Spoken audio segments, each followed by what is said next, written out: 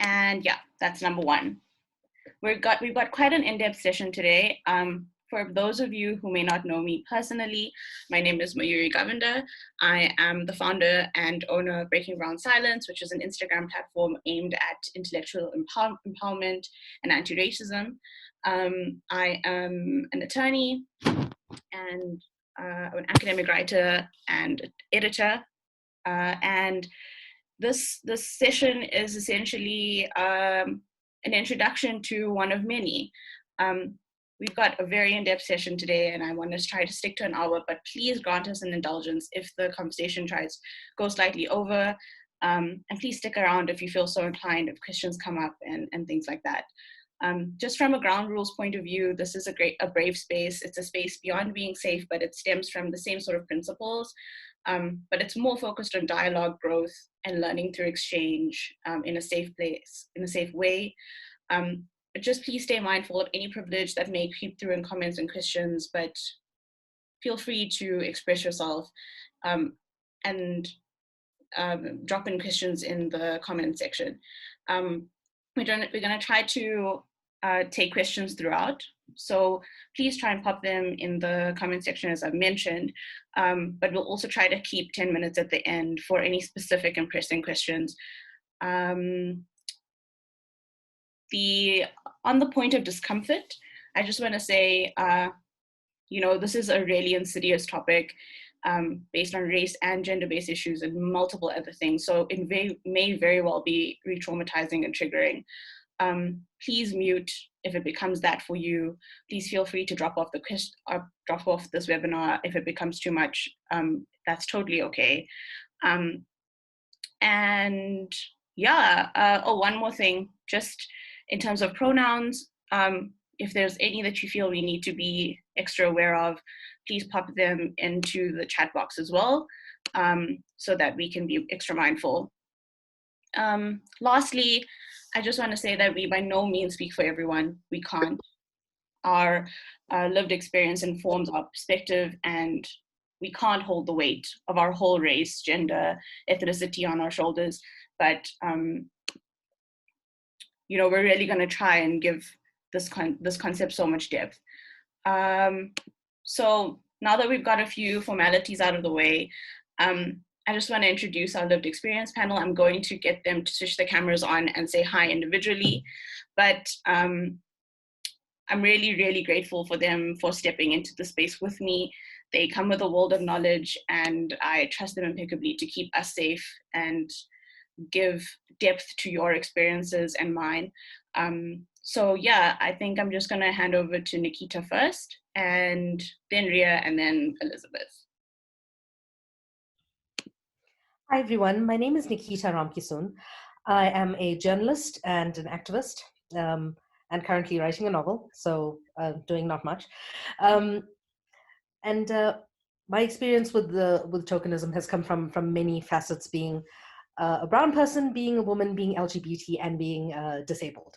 So this is the space that I am coming from, and my pronouns are she, her. Thanks. Thanks, Nikita. Ria. Hi, everyone. My name is Ria Naidoo. I'm going to stick to the bio that was posted, in that I am a postgraduate in psychology and in teaching. I am an initiated shaman. And I, at this point, am dabbling in a lot of things, but one of it is definitely stepping more into the space of activism. And I think that finding other people on through Instagram has really, really built a foundation for me to step up in that regard. And I'll be speaking from lived experience, from working in media, but also from the perspective of what tokenism does to you as a person and how we can overcome that through therapy in different facets, not necessarily, sort of Western therapy. Okay. Thank you, Ria. Oh, sorry. You can introduce me. Cool. Hi, everyone. My name is Elisabeth Makumbi. I am a trained attorney, but don't work in law and practice. I have worked in a number of different organizations, ranging from multilateral organizations to boutique consultancy firms. But ultimately what brings me here today is a lot of the work that I've been doing actually with Mayuri, as well as with an organization called the Mamela Collective. Just to do a selfish plug, we also are trying to transform the educational sector in South Africa, and we've just been really pushing a lot of different policies and blueprints which we can eventually publish, which we really hope will help shape or reshape how we actually talk about transformation when we look at private schools. I also have a really deep interest in circular economies and sustainable fashion, and looking more broadly at systemic problems and how do we start unpacking them. Really hope that my lived experiences and everything I share today will resonate with you, and really looking forward to engaging. Thank you to all three of you, and thank you for everyone for being here. Like, this is very exciting. So I'm going to dive right in, especially around the vision of this webinar. It's not designed for education through an iterative, repetitive learning process, and it's not a one-sided conversation towards enlightenment. It's more of a one-sided, it's less of a one-sided conversation towards enlightenment. This is what makes the approach to this webinar a little different. I'm a firm believer that lived experience informs our interactions with the world. It's conscious and unconscious, spoken and unspoken, and it's through sharing these experiences, putting names to terms, putting feelings to them, that we grow and connect and bridge divides. I really don't believe that there are ways that are more intimate than using lived experience in that way. And I found particularly with Black and Brown people that reliving trauma is something that we've had to do over and over again, and that's not what this webinar is about. It's about adding depth to the intellectual topics that show you how tokenism sort of plays out on a human level for human beings of color. I really want Black and Brown people to walk away from this today feeling like they're seen and heard, and feeling empowered enough to add words, descriptions, and depth to their experiences, and to take action thereafter to know what feels right for you, for the situation that you're in. I also really want allies to understand how a topic like tokenism is alive in small microaggressive ways and in pervasive ways when it comes to workplace culture, and how they are able to change toxic behaviors with the knowledge of how tokenism plays out for people of color and Black and Brown communities. So, jumping right into the definition of tokenism, there is obviously like this really intellectual definition, which is the practice of only making a symbolic effort to do a particular thing, especially in the recruiting space of underrepresentative groups, whether it be sexuality, race, gender, within a workforce. But this isn't an exclusive definition. It takes so many forms. Although workplace hiring is a very widely used method of tokenizing. But I mean, we see it in films, we see it in television, where there's criticism and then suddenly color is inserted to give the impression of representation. We see it in the workplace, sometimes with the incorrect use of BEE to bring in color without a move towards changing organizational culture to be more inclusive, or even in cases when leadership is hiring to insert color without merit. I think that I can also say that that's part of my lived experience. Other sort of examples I can put on the table is, for example, a publication only using women writers during Women's Month. Another one is when Pride comes along, it's the only time someone uses a member of the LGBTQIA+ community to write an article. And essentially the essence of it is that there's no long-term plans for inclusion. Like, there's a big difference between being selective in othering within a group as opposed to being treated as an equal. And I think that's always where the distinction lies. This affects all communities of color in a multitude of ways, and we're going to really try to unpack this topic and all its layers, even though I know an hour will simply not be enough time. So today, in defining the impacts of tokenism, we're going to specifically focus on the emotional and mental effects of tokenism, generally speaking, whether that is witnessing it in the media, being in the media and having to perform it on behalf of a structure, being in a friendship circle as a token, and of course, workplace tokenism. Why tokenism is harmful to Black and Brown people is also something we're really going to focus on. It's one of the biggest harms is it causes such giant erasure and disorientation of self.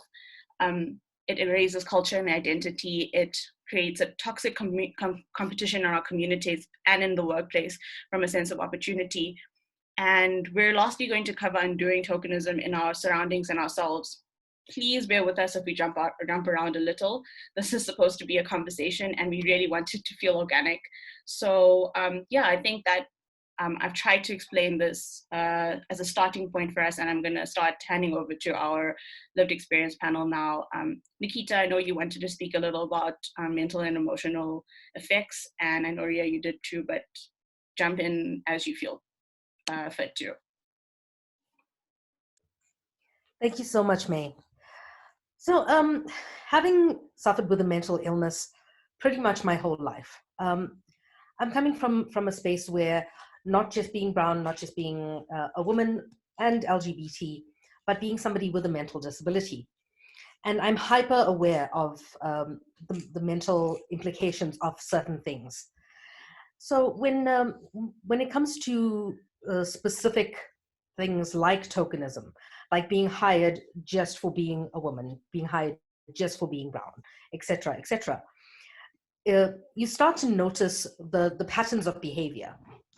And you notice that, especially in an organization, whether it be a work organization, an organization for or an NGO, or any specific group or any specific institution, tokenism does absolutely nothing to promote diversity.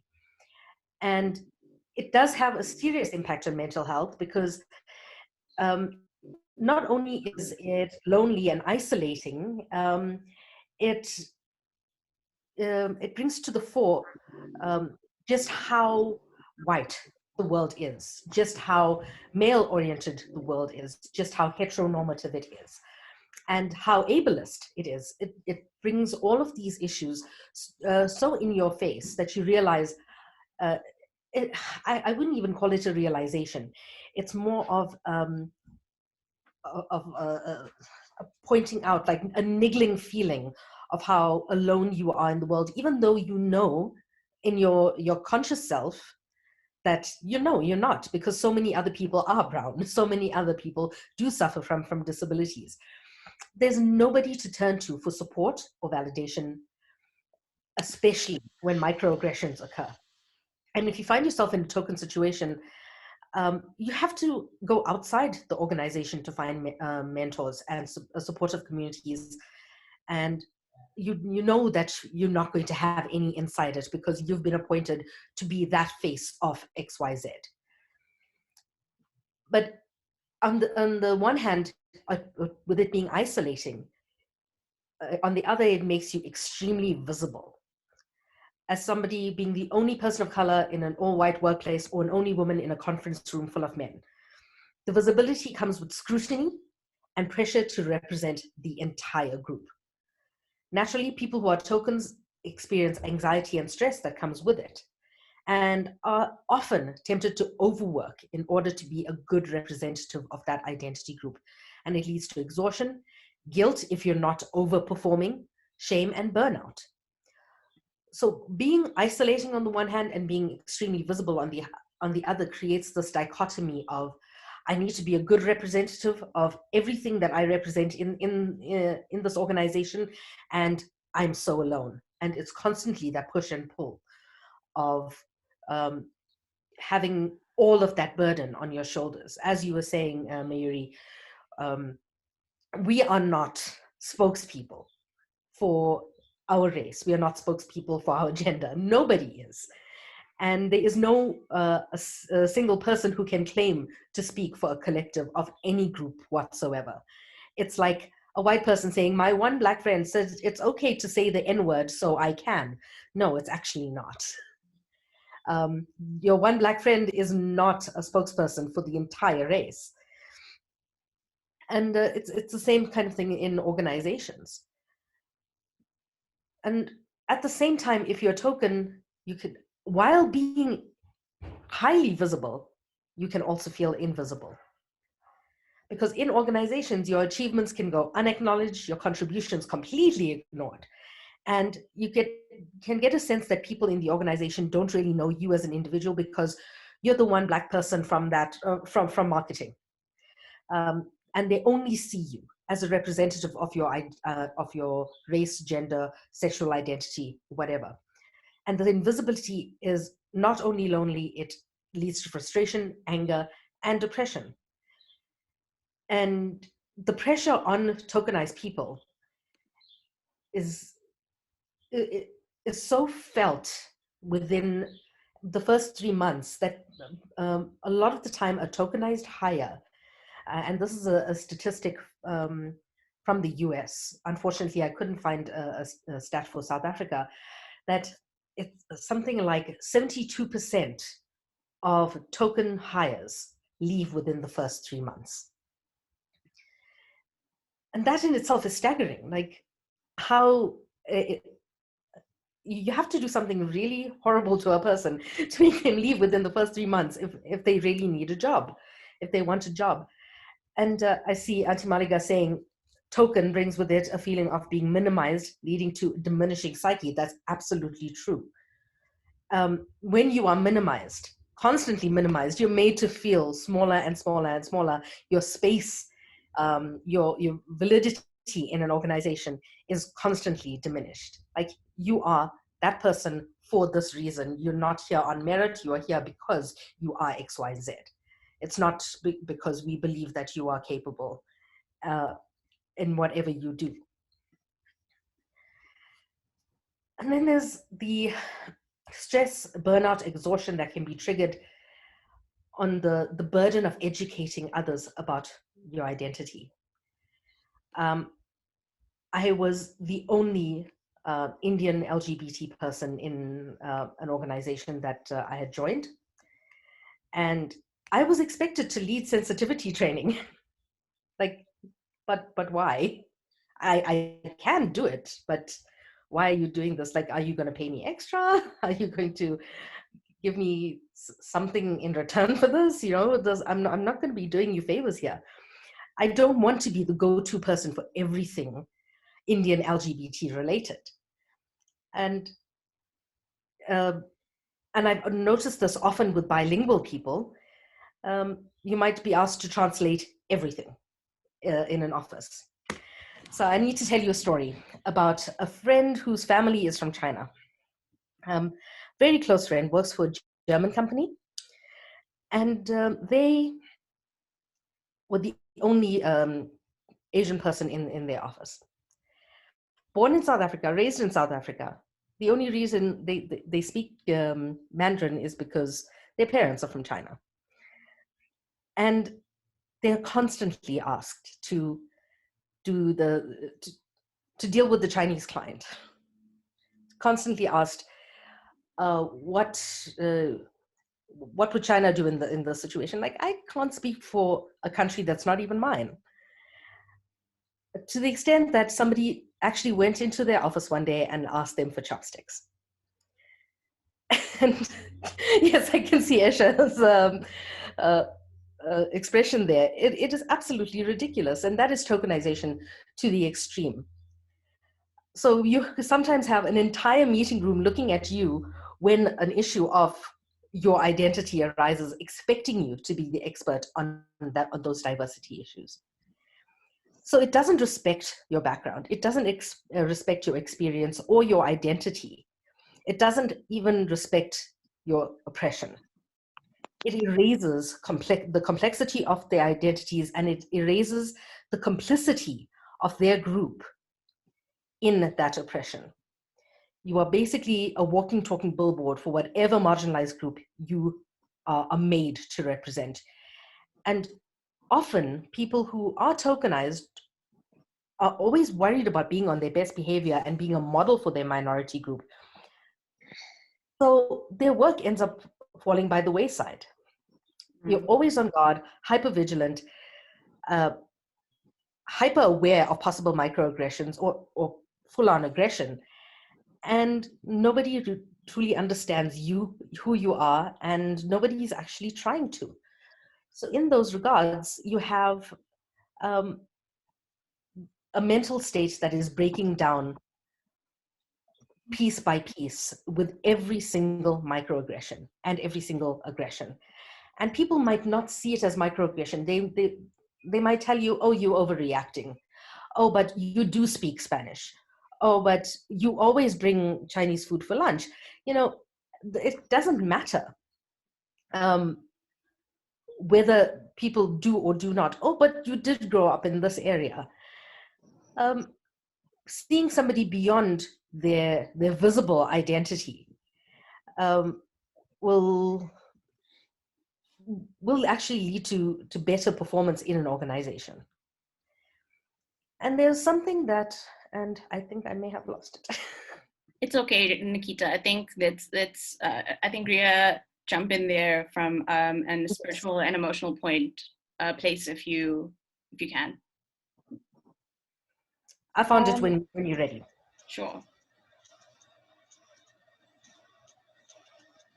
So I'm just gonna, jump off from where Nikita spoke about microaggressions, and in a workplace where you are the token hire and you experience microaggressions as a POC, it becomes even more alienating to turn around and not be able to express the depth of something. And that's when we move into a space of gaslighting. And that's when you realize you are being gaslit, because your experience is not being validated by the people around you. And Nikita speaks about having to extend yourself outside of the organization and reach out to other people who are people of color in your support group that can validate you. But unfortunately, being validated in your workplace is something where we're seeking validation for the merit of our work, as well as for who, what we bring to the workplace as people. What happens, is that we start assimilating. You have one of two options: either the statistic that Nikita gave, where you kind of leave within the first 3 months as a token hire, or you start assimilating. And the short-term disadvantages of forced assimilation, and you kind of just accept the tokenism.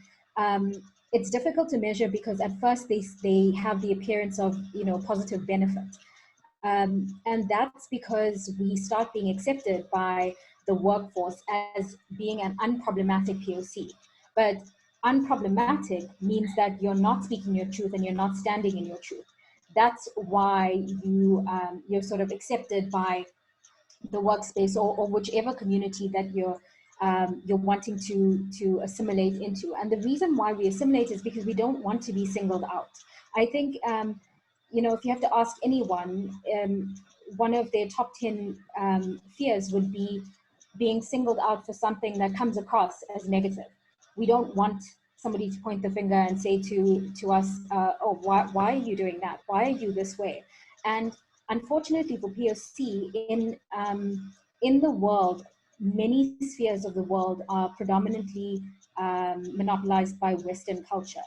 And so what happens to us is that we're standing with Western culture and our culture, and it doesn't fit. It doesn't, it doesn't fit what is accepted. And what we have to realize as people of color is that we've never actually held, what's accepted. We're accepted in fragments. POC culture is accepted in fragments. For example, I'm going to give you an example from a Hindu perspective, in that yoga is it's a global, wellness movement that's accepted, but it is actually, its roots are in Hindu practice. However, polytheism is not accepted. And unfortunately, we do not get to categorize what is defined as barbaric and what is defined as sort of exotic. And I think what happens over time is that if we continue to assimilate, we genuinely sacrifice the grounding of our traditions, our cultures, our ancestors. We sacrifice it for validation and acceptance into whiteness. And over time, you get to a point, every person of color will get to a point where they realize that they were never in charge of the the what is accepted and what is not accepted. They were playing, into a game this whole time. And when you reach that realization, you reach an identity crisis, and that's when we start looking, looking within ourselves. We start looking backward. We start looking to the peers around us to, forge a path back to ourselves. But it is the only way, and it can happen through many different mediums, and also you know all those mediums together. You can go to a Western therapist, you can reach out to your parents, whatever it is, you will find your way back. But what happens is that you go through that identity crisis first, and you do fragment. You kind of you deal with this incongruence, and you look at yourself and you start to question all of the lived experiences that you've had in the presence and relationships with white people over the years. And you start to wonder, because then the imposter syndrome comes in. It's either exacerbated if you already suffer with imposter syndrome, or it's created where you start to question whether you had any value in that relationship with the white person, or were you just the token.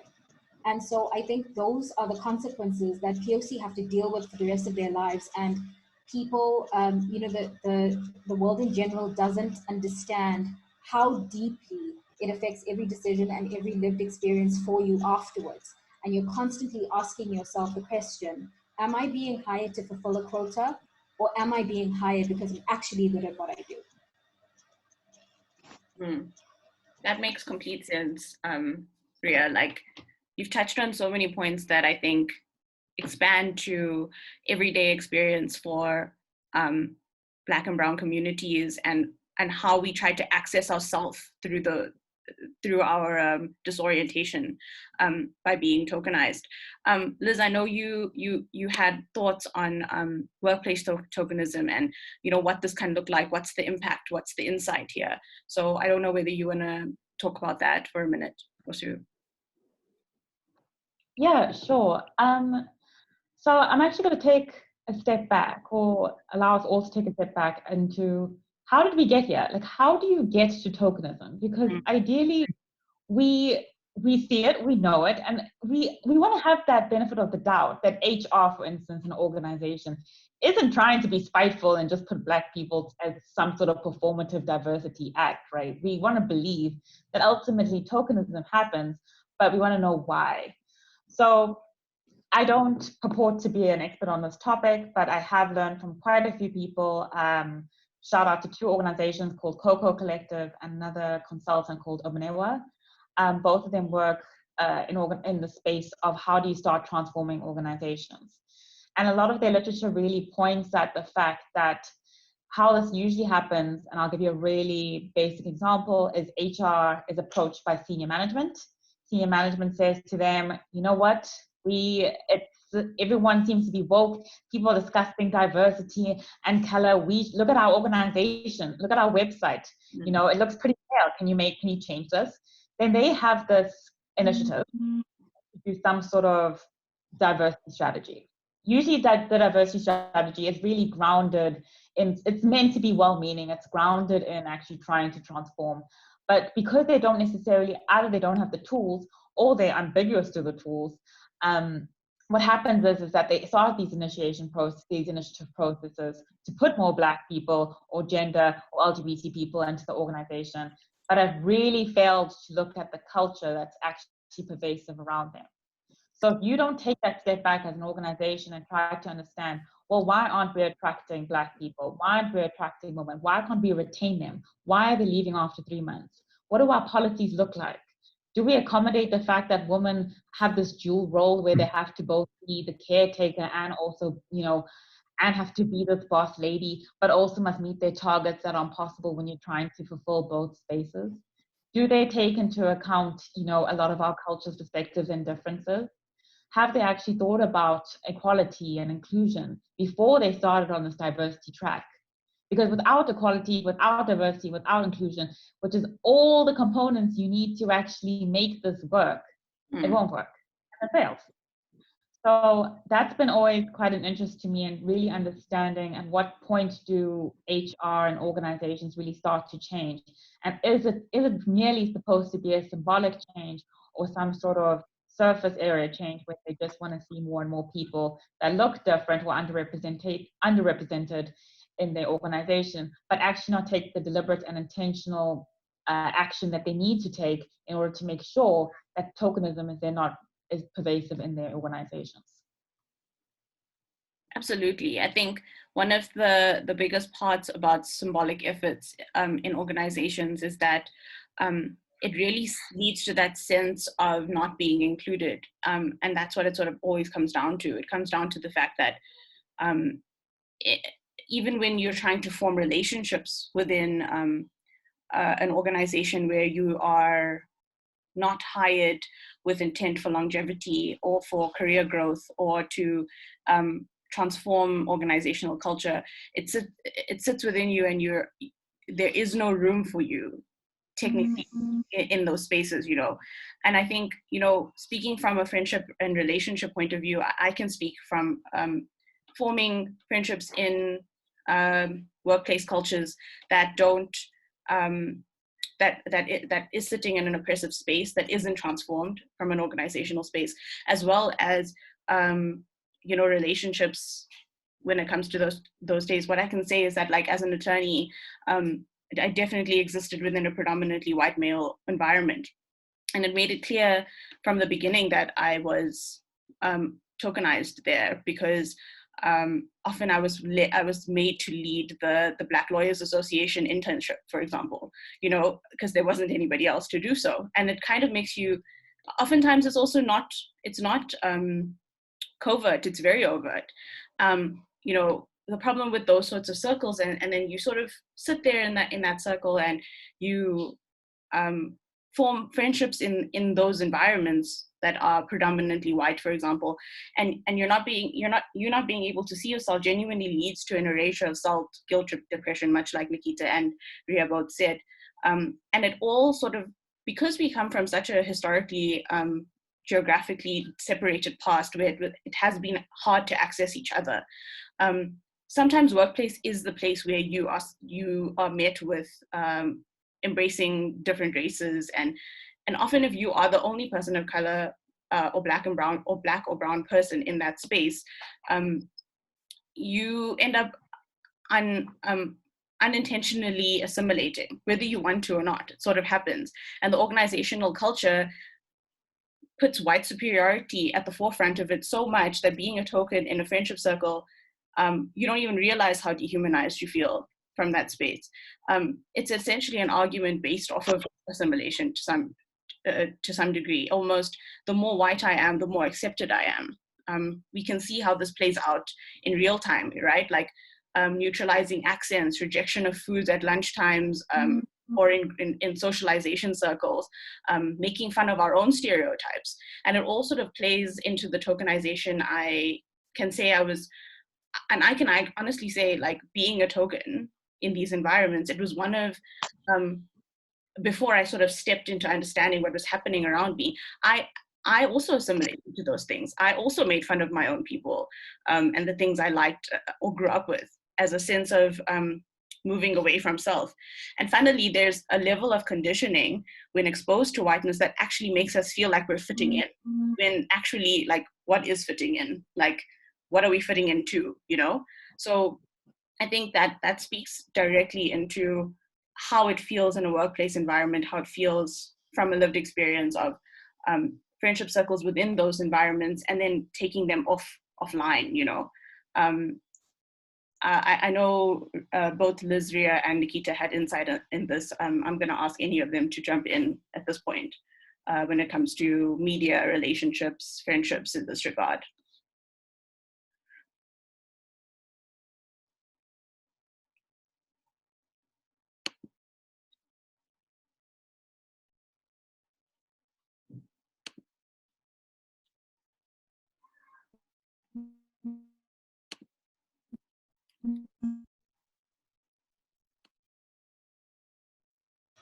Yeah, we have locked up, but she said, and the last thing she said was, I want to speak to pop culture and media industry.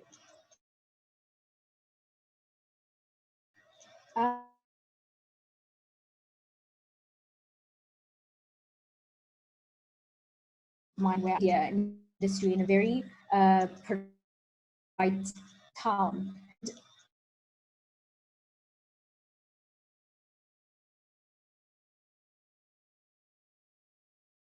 Hope again that you're being recognized because you do fit the into your job. You kind of want to do the best that you can to prove how worthy and how right they were in hiring you. And it's only when you kind of are in the experience and you realize you're being met with so many roadblocks without explanation that you do know that it is a microaggression. And just quickly going back to working in media, as much as the community shapes the content of, in local media also shapes the community. And I think, what I saw happen was that the only POC that were being published and being recognized through this type of media were POC that had, assimilated beyond recognition almost, or were famous enough that it was undeniable that they belonged on the cover of something. And I think instead of that, encouraging other POC, the danger of tokenism is that it it makes us believe that we cannot support each other. It makes us believe that we have to fight for recognition and validation by that, by whiteness, instead of saying, okay, let's just change the structure. Let's lift each other up. Let's encourage each other. And so I think that it unglues us as a community, as opposed to sort of helping us recognize one another. And I think that that's what media does, and underrepresentation and being, being chosen as a token. It's that, you're kind of there, but you still asking yourself, why am I here? Every time you look around, it starts this unraveling process for you as a person, and you lose your identity within it. And so I think,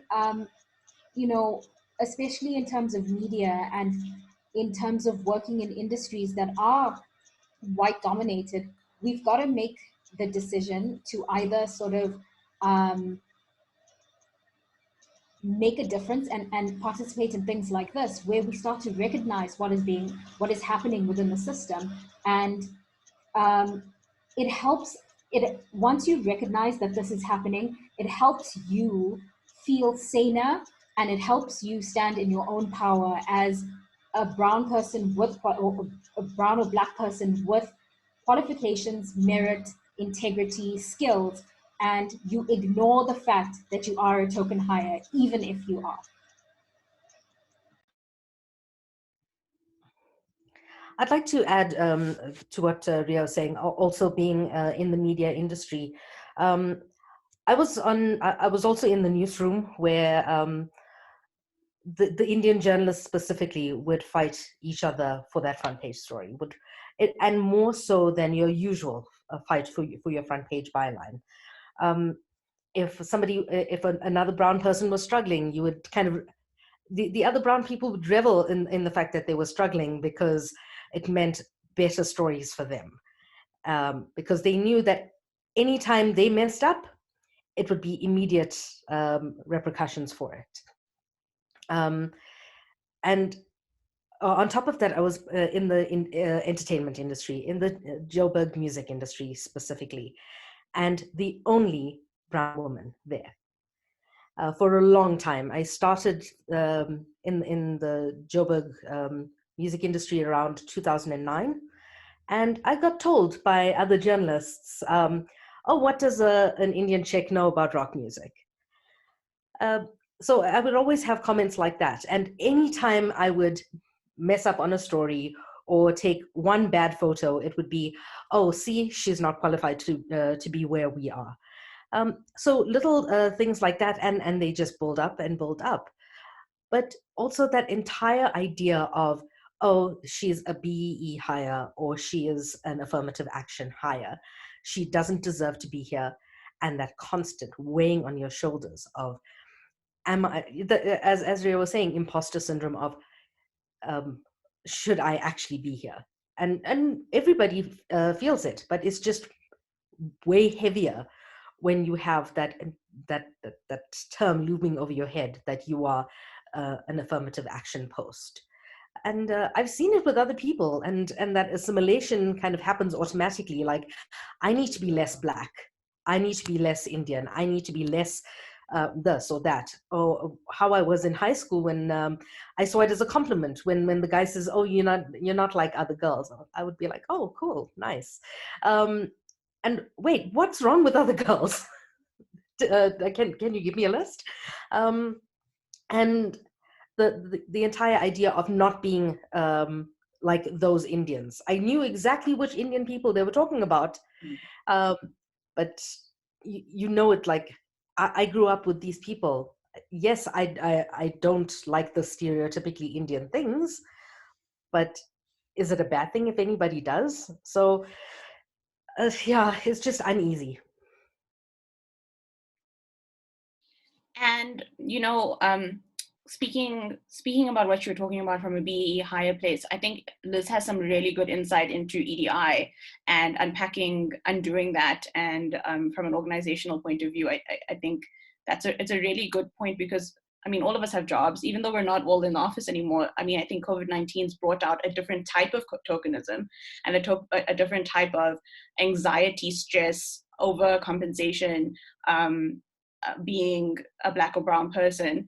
And truthfully, I don't know how this is going to play out while we work from home, but it will. It will. I've seen biases sort of play out in different ways now that we are virtual. Liz, I don't know whether you want to jump in there with unpacking EDI for a bit. Yeah, sure. So for those of you who don't know, I did touch on it in the beginning, but happy to talk about it again because it's so important, and it's also, it seems simple, but once you start unpacking it, you realize that it's actually far more complex than what we understood, particularly when we were growing up, particularly because we actually didn't really talk about these topics. So EDI stands for Equality, Diversity, and Inclusion. Diversity really spends a lot of time looking at the representation. So it's more of the numbers. So think of your quantitative data. How many Black people do you have? How many women do you have? And such. And so it's all that superficial layer of your cake. Like, what does the icing look like when I come into your organization? Whereas when you start looking at inclusion, that's a bit different, right? So inclusion is about, how do you feel when you're there? Do you feel welcomed? Are your perspectives heard and respected by your fellow colleagues? I think that one's also a really important one, and that in tokenism, as a lot of my panelists have already stressed so beautifully, is that you start feeling erased, you start feeling like maybe you start doubting yourself and your perspectives might not be valid. So, you're constantly grappling between wanting to be seen as being competent, but also feeling like, I don't know if I trust my own thoughts anymore, because you're just feeling in the space of mistrust. So inclusion does work on that sort of feeling. What does your organization look like at face value? Not at face value. So you can have an organization, for instance, which has 40% Black people, and your senior management is all white. That organization and its culture can still be pervasively white. You can still have tokens in that organization despite those numbers looking great. So inclusion starts looking at that. It starts digging deeper into the layer of that cake, starts saying, well, actually, what is the sponge made of? Why does it taste sour? What's happening? What were the ingredients you used? And then that stems quite nicely with equality. So equality then says, okay, now we're actually going to look at the structure of this organization. What are its policies? Why do its policies look like that, right? What are the hiring practices? What are the promotion practices? What does that actually look like? And when you start, and that's your structure, right? And if you look at that, so first you look at the layer and you're like, yeah, there's lots of Black people here. You look at the cake, you're like, actually, yeah, it tastes okay because, people look like they're welcome. Yeah. But then you look at the policies and then you say, there's actually zero equality and equity here because women will never be able to scale at the same pace, or Black people will always be limited to these access to opportunities because the structures that were put in place years ago and were based on systemic oppressive practices that are still prevalent today. So it has to be attention to each and every single element of EDI before you actually make sustainable change. And that sustainable change is so, it actually applies to so many industries beyond, it sort of brings us full circle when we're talking about this, because that culture exists from a top-down level, from a systemic level to a structural level in all industries. It doesn't matter what your workforce looks like. When Nikita speaks about the music industry, when Ria speaks about media, whatever industry we're sitting in, if that structure, even if it looks a certain way, I think that's one of the most salient points that we can take away from this, is that something looking like it's diverse doesn't mean that it's diverse.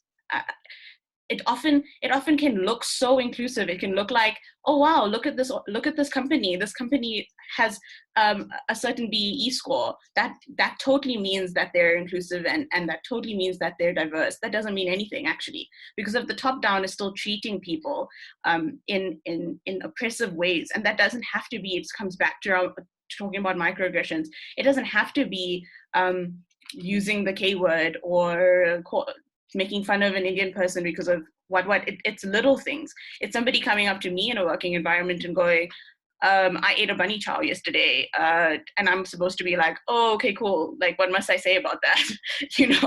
And it happens. It happens day to day to us. Like, I think that's why this topic, we don't really realize how people are tokenized even when we're in numbers in a company. There are so many people. Sometimes the company can be completely transformed from a color point of view, but that doesn't mean that the culture has transformed itself.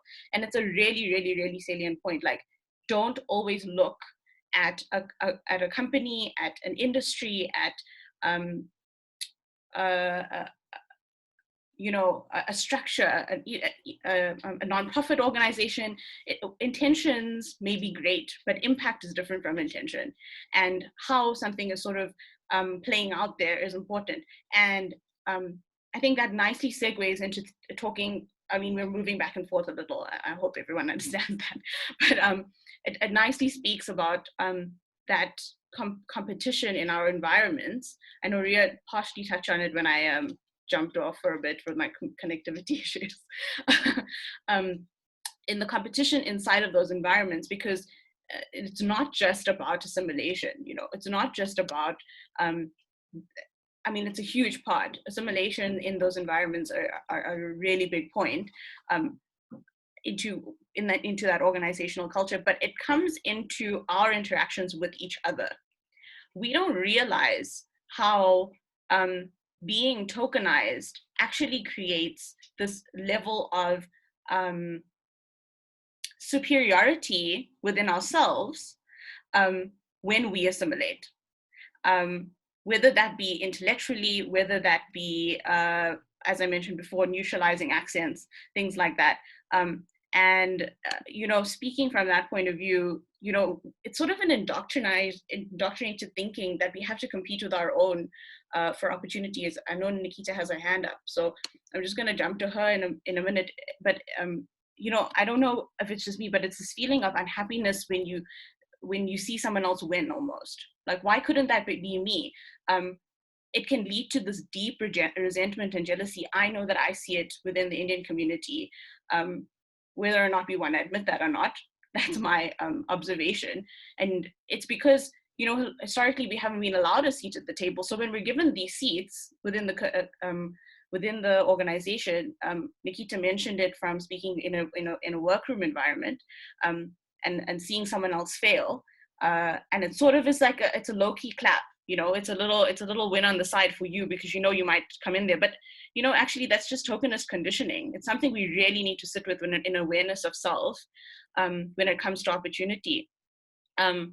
I know that this is something in our Indian community that sort of needs to be unpacked deeply. I can't speak for others, but I'm pretty sure that sometimes it does happen amongst any Black and Brown community. So we've got to understand that there is actually more room for us.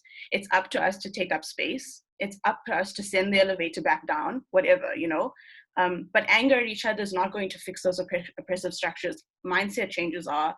Empowering yourself with these sorts of knowledge questions, these sorts of environments will probably make it easier to identify and therefore separate yourself from that feeling of tokenist conditioning. Nikita, I'm just gonna jump to you quickly. I know I saw your hand up there. Thanks, May. No, just following on from that idea of having to constantly curb yourself. You start wondering, and what Liz was saying about, yes, your structure at a surface level is representative, but is it actually inclusive? Is it actually embracing complete diversity? And when an organization doesn't do that, when they do the window dressing, when they put up that black square like they did last June, and hashtag Black Lives Matter, let us look at a photo of your top leadership. And let's see, do Black Lives Matter to you in your organization? And more often than not, they're still lily white. And when you look at how the entire person of color, or especially women of color, this is something that I researched last year, the problem women of color in the workplace. When the person enters the organization, the white leadership and the person has the honeymoon phase. The woman of color feels welcomed, needed, and happy. And you can see that it's a tokenized hire, but it doesn't feel like it immediately. But then there's repetitive injury and microaggressions, which reveals the reality. The woman of color points it out, and she tries to work with the organization structure and policy, pushes for accountability, then comes denial. The response is they deny, ignore, or blame. The responsibility of fixing the problem falls onto the woman of color, and the people of color in the organization are pitted against each other. They target and attack, the retaliation comes. They decide that the woman of color is actually the problem and not the organization itself. They target her. The organization labels the conflict as a communication issue, or claims that she is not qualified or not a good fit for the organization, and the woman of color exits the organization. When something like this happens, and this happens more often than we'd like to admit, when something like this happens, you have to ask yourself, like, if these people are behaving like this on an organizational level, what are they saying with the people they feel comfortable with? What are they saying behind closed doors? What are they saying among their friends? Are they using the K word? Are they using the N word? Are they speaking about people of color? Are they speaking about LGBT people in a derogatory way? Are they speaking about the tokenized hire in a derogatory way as soon as they're out of earshot? And it speaks to ingrained sexism, racism, misogyny, or homophobia, all of those things. It just screams privilege, and it screams like, I have power over this person. And if they don't do what I like, I have the power to ruin their reputation. I have the power to ruin their career. I have the power to ruin their lives. So all of those things that look that are microaggressions on the surface lead to bigger aggressions underneath.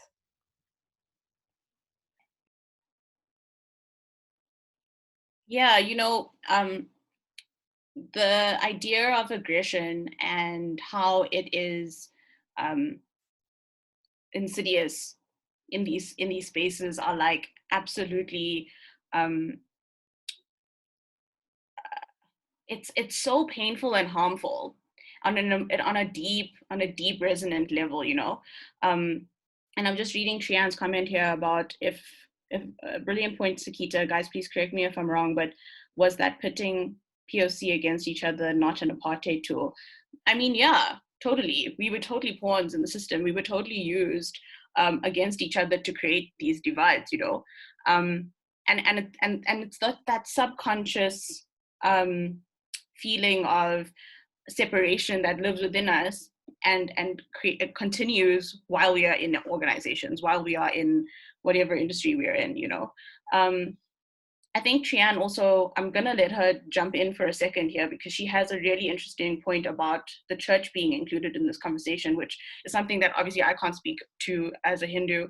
And I also don't have experience in this space. So Trian, if you want to unmute yourself and speak to it for a second, please do.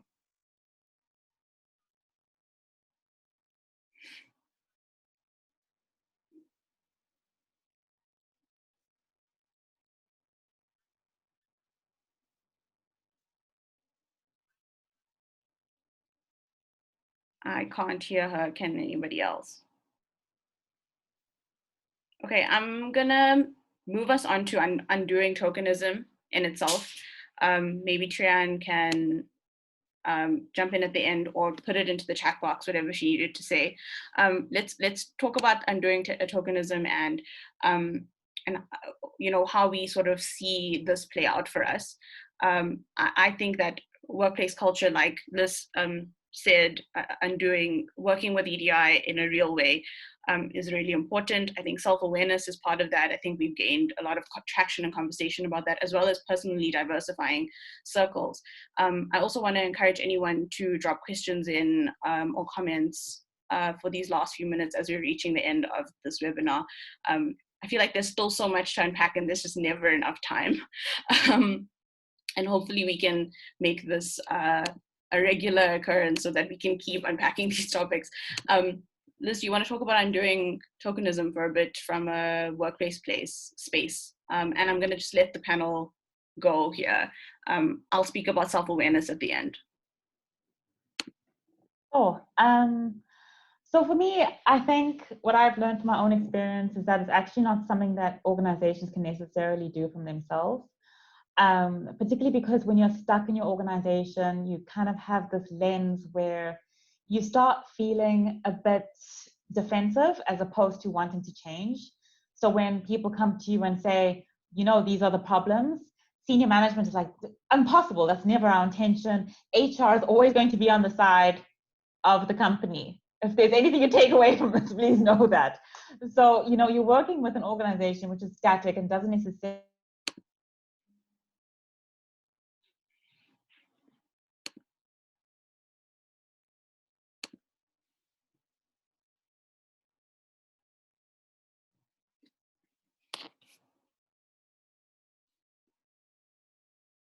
that organizations need to actually start undoing a lot of these practices.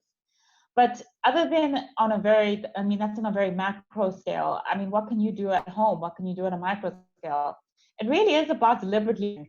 It's about really taking the time to thinking about, what is your purpose in a space and how are you portrayed in it?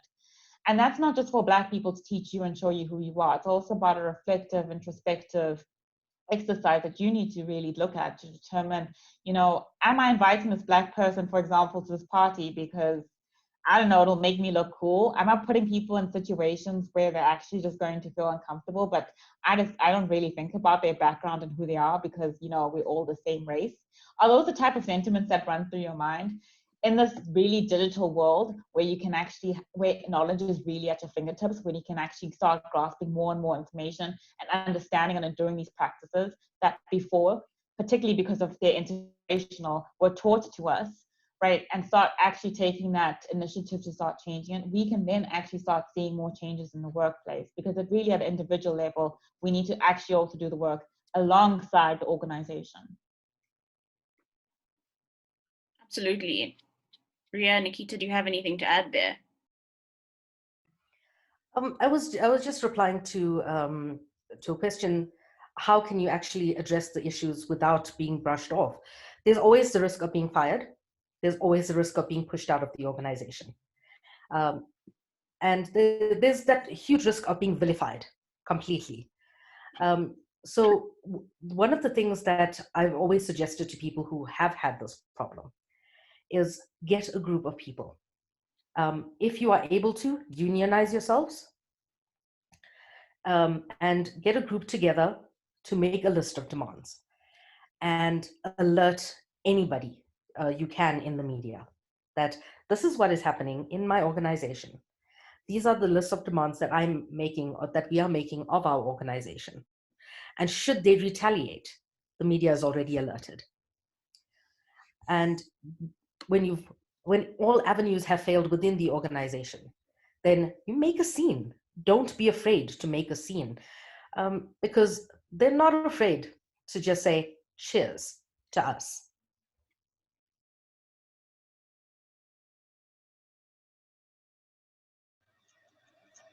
I think that the question that was asked is really difficult because, like Liz was saying, on a macro scale, it's easy to access through, a structural level and employing external organizations to bring in diversity and transformation. But, the question that was asked, it does make you a victim. You are victimized in this situation, whether you speak or you don't speak. It's whether you choose to accept the abuse silently, because it is abuse. And I think that it's not too much of a stretch to use that word in this context, because you are being victimized, you are being gaslit, and you are being oppressed. It's just within the constructs of it's legal in this sense. And I think one of the things that we have to realize is that POC have been living for a very long time in survival mode. We want to, assimilating, whitewashing, suppressing our own traditions, our own belief systems, and pushing it to the side. It is a method of survival in a world that is requiring you to fit a certain image and a certain way of living. If you don't assimilate and if you don't fit, then you will be victimized and you will be, ostracized. And I think that that speaks to a very deep level of conditioning and deep psychological trauma that we have as communities, not just as individuals. But if individuals start to undo that for themselves and to look at their conditioning and say, why are these things the way that they are? Because I can tell you that by becoming more in tune with your emotions and your body, you will start to feel the incongruence, and it doesn't feel comfortable anymore. Once you reach that level of discomfort, you will start questioning these things, and you will connect with other people who can advise you along the way. We have to do it at an individual level and commit to that kind of work in order for it to start happening on a community level. And it's massive work. It's massive work. We may not see it in our lifetimes. It doesn't mean that it doesn't start now. And so I think that moving out of survive into actually the willingness and the desire to thrive is where POC needs to start looking and, taking care of ourselves and holding our own hands along that path. I totally agree there, and I kind of want to just round up this idea of working with self from an ally point of view. At the end of the day, we are still existing within an environment that is very, very white from the top down. Most of us are still working in that environment. So for me, it's, do you like what you see when it comes to environments? It's up to people in power in managerial positions. If you don't like it, own up to it and do better. Doing better means hiring and recruiting differently, but making conscious decisions to do that.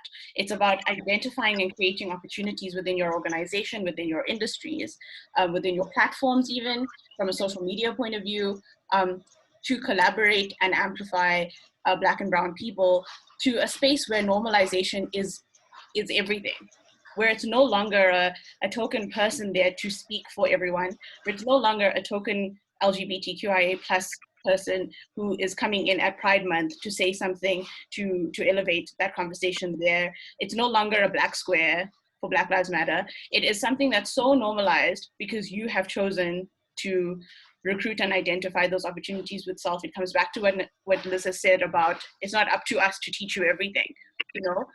We can provide you the context, we can give you the, sorry, I'm just muting someone. We can provide the context, we can expose ourselves and show you what tokenism looks like in these webinars, in these conversations. But if you don't internalize that and develop a sense of empathy for what is happening in your organization and about what you are seeing, truly seeing in your organizations, in your friendship circles, in your family circles, the conversations that happen around it, what makes you feel comfortable, what makes you feel uncomfortable, then this will never be dismantled, you know?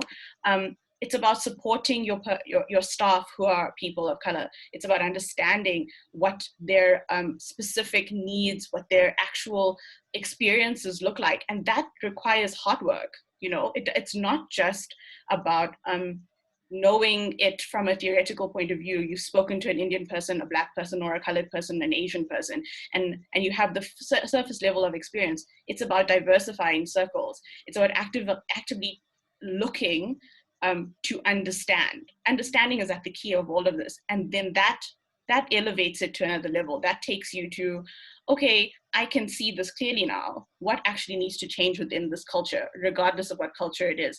And lastly, it's about sticking with it. Like, if you don't stick with this, it will never work for any of us. You know, if we don't continue to push forward with decolonizing our thinking, with deconditioning ourselves from the habits that we embody, then, I mean, these conversations will low-key be a bit fruitless if we think about it realistically. So it really is up to us as individuals to take that into our own hands and move with it, be fluid with it, if that makes sense. So yeah, that's it from me on the side of undoing and self-awareness. And I don't know if anyone has any questions or final thoughts. For me, this has been a very interesting first time. And I really enjoyed having my panelists with me. I can't thank them enough. And I can't thank each and every one of you enough for showing up today. And I hope it's the first of many. Thank you, Liz, Ria, and Nikita. I don't know if you have any final thoughts for everyone, because we are a little bit over, but I'm glad we didn't end up deep in the abyss.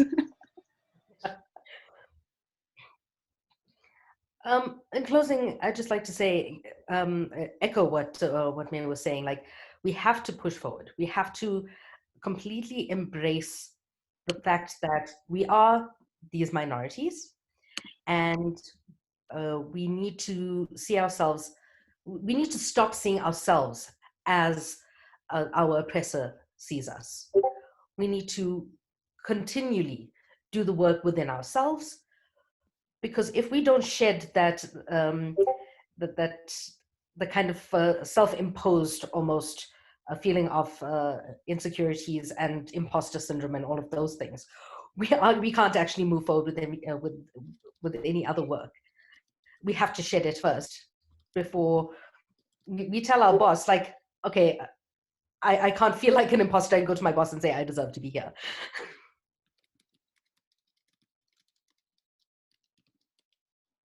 Yeah, so I don't think if there's anything else that we need to unpack. I think from a formative conversation, I think we've touched on a lot. There's a lot to simmer and process and digest.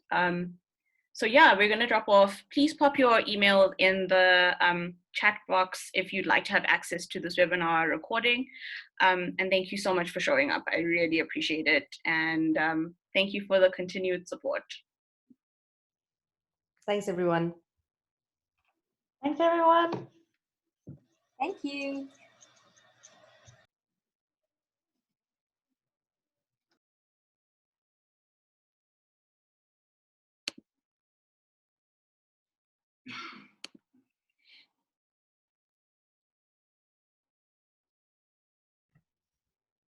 I think stop the recording now, May.